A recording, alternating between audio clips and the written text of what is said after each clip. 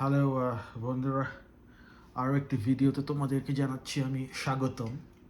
তো তোমরা অনেকেই হয়তো বেশ কিছুদিন ধরে লক্ষ্য করছো যে বাংলাদেশ এবং ভারতের ভেতরে একটা দা কুমড়ো সম্পর্ক চলছে এবং এবং যে কোনো মুহূর্তে বাংলাদেশ ভারতের যুদ্ধ লেগে যেতে পারে। এখন এখন কথা হচ্ছে যে ভারত কি বাংলাদেশকে আক্রমণ করবে? কলকাতার ওরা তো বলছে যে 2 মিনিটের মধ্যে নাকি বাংলাদেশকে উড়িয়ে দেবে। তো এখন ব্যাপার হচ্ছে যে না, ভারতে এত এত তেল নেই এবং ভারত যদি বাংলাদেশে যুদ্ধ করে এটা ভারতের ইকোনমির জন্য অত্যন্ত খারাপ হবে।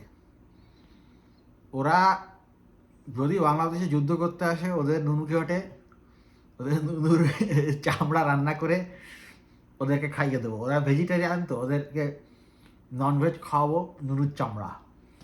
যাই হোক, একটু মজা করলাম বন্ধুরা। যাই হোক, তো এই যে ভারত ভারত এটা করবে না, কারণ ভারতের ইকোনমি অবস্থা খারাপ। খারাপ না, মানে ইকোনমির উপর অনেক বড় একটা স্ট্রেইন। তোমরা লক্ষ্য করে দেখো বন্ধুরা, গত 20 বছরে রাশিয়া আর হচ্ছে ইউনাইটেড স্টেটস অফ আমেরিকা ছাড়া আর কোনো দেশ কি যুদ্ধে জড়িয়েছে? আর কোনো দেশ কিন্তু যুদ্ধে জড়ায়নি। ইভেন চায়নাও কিন্তু না, এবং ইন্ডিয়াও কিন্তু না। হ্যাঁ, ইন্ডিয়া করেছে, ইন্ডিয়া কিছু ওদের কিছু আর্মি ডিপ্লয় করেছিল মালদ্বীপে, বাট এটা কোনো যুদ্ধ ছিল না। ঠিক আছে?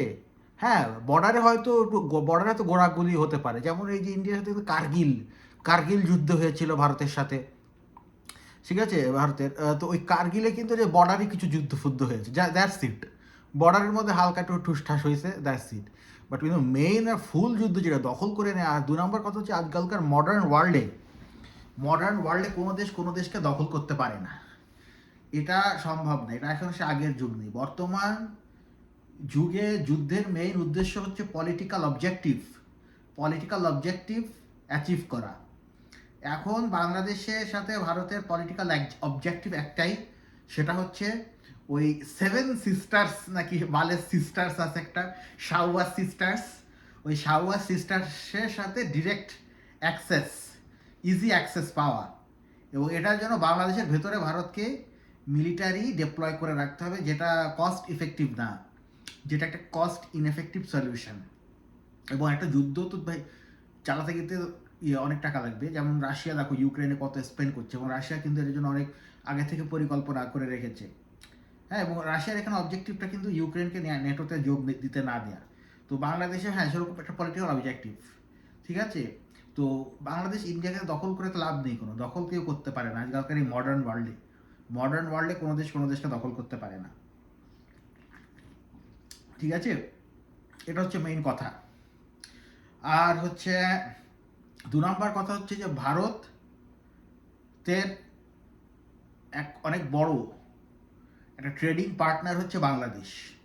ভারতের কাস্টমার বাংলাদেশের কাছে জিনিস বিক্রি করে তারা। এখন বাংলাদেশের থেকে বাংলাদেশকে ইন্ডিয়ানরা ইন্ডিয়ান একটা কথা বারবার বলে কলকাতাতে, আমরা পেঁয়াজ দেওয়া বন্ধ করে দিলে, চাল ডাল দেওয়া বন্ধ করে দিলে ওরা ঠিক না খেয়ে হবে। আরে খানকির ছেলেরা, বেশ্যার চোদারা, তোরা কি ফ্রিতে দিচ্ছিস? খানকির ছেলেরা, খানকির ছেলে খানকির ছেলে তোরা কি বাংলাদেশে ফ্রিতে দিচ্ছিস নাকি? শুয়োরের বাচ্চা, বেশ্যার চোদা। যাই হোক, এই বেশ্যার চোদারা নিজেরাই এখন বিপদে পড়েছে।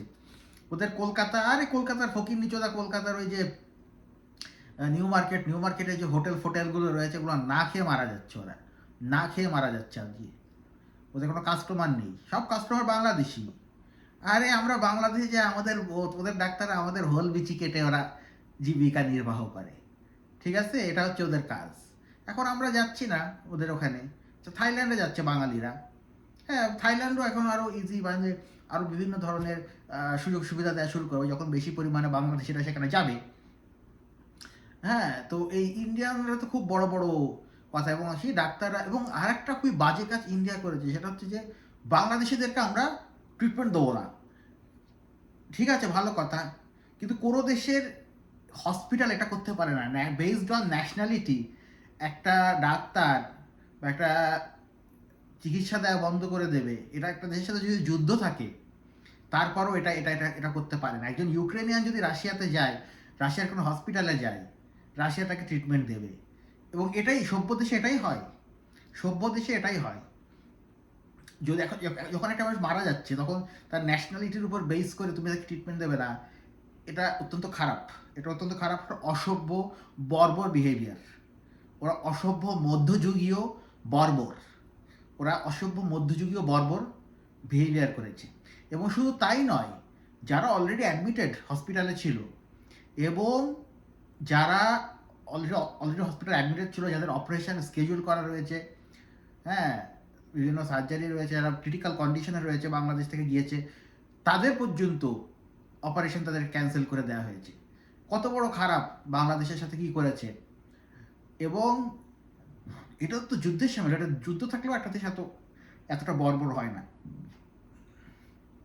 যুদ্ধ থাকলেও এতটা বর্বর হয় না। ট্রিটমেন্ট দিতে হবে, ট্রিটমেন্ট দিতে হবে। এটা কোনো ইন্টারন্যাশনাল আইনের ভায়োলেশন কিনা আমি জানি না, তবে হ্যাঁ হবে। যাই হোক, আরেকটা সমস্যা হচ্ছে তারা তো ওই যে ওই কি আগরতলা না চোদারতলা, আগরতলা না বগলতলা, আগরতলা না কুস্কিরতলা, কুস্কিরতলা না বগলতলা, যাই হোক, এই বগলতলার যেই অ্যাম্বাসি রয়েছে, হ্যাঁ, বাংলাদেশের উপরাষ্ট্র, যাই হোক, এই উপ অ্যাম্বাসি, কনসুলেট সার্ভিস আর কি, যেটা এখান থেকে দেয়া হয় বাংলাদেশের, ওইখানে তো তারা তো হামলা করেছে, সেটা তো তোমরা জানো। এবং তো ওখানে তো ভাই ওরা তো ভাই ল্যাংটা হয়ে গেছে, ল্যাংটা হয়ে একেবারে হামলা করা শুরু করে দিয়েছে। এবং বেশ কিছু কলকাতা থেকে বেশ কিছু মানুষ কিন্তু অভিমুখে, আমাদের এই বাংলা অভিমুখে তারা হামলা করার জন্য একটু রওনা দিয়েছিল। তো যাই হোক, এগুলো বেশ আনন্দদায়ক, মানে মজার ব্যাপারগুলো এটা শুরু করে দিয়েছে, বেশ ভালো। তবে হ্যাঁ, বাংলাদেশকে যদি ভারত আক্রমণ করে, দেখা যাবে যে বাংলাদেশ জিতে যাবে। বাংলাদেশকে ভারত হালকাভাবে নিচ্ছে, কিন্তু কোনো না কোনোভাবে বাংলাদেশ কিন্তু জিতে যাবে, ওদের নুনু কেটে দেবো আমরা। আমরা বাংলাদেশে 18 কোটি লোক, প্রত্যেকটা ইন্ডিয়ান আর্মিদেরকে ধরে ল্যাংটা করে নুনু কেটে দেবো যদি বাংলাদেশে ওরা আক্রমণ করতে আসে। কেউ কাউকে মারবে না, নুনু কেটে ইন্ডিয়াতে ফেরত পাঠিয়ে দেবো।